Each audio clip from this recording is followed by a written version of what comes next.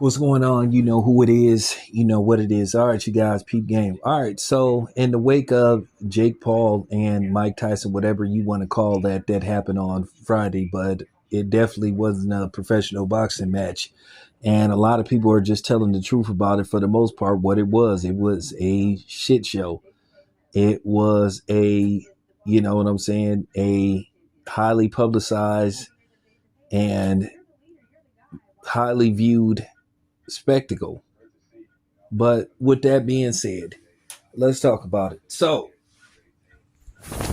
it appears that Jake Paul still has this fascination with fighting Canelo Alvarez. But along the way, he tries to convince himself and try to convince his delusional fans, his fans that don't know really that much about basketball, that don't understand common sense about basketball, that Canelo is the A side in any type of negotiation for a fight.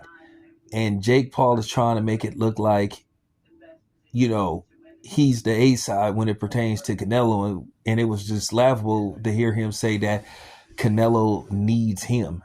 Like, dude, stop it, man.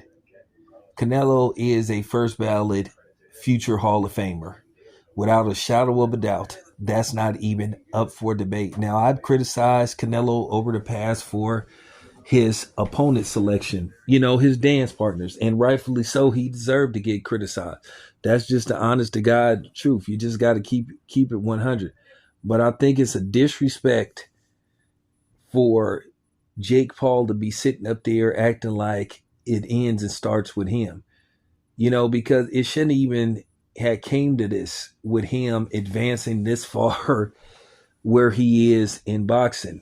Basically, only after 11 fights or 11 or 12 fights and then very questionable opponents.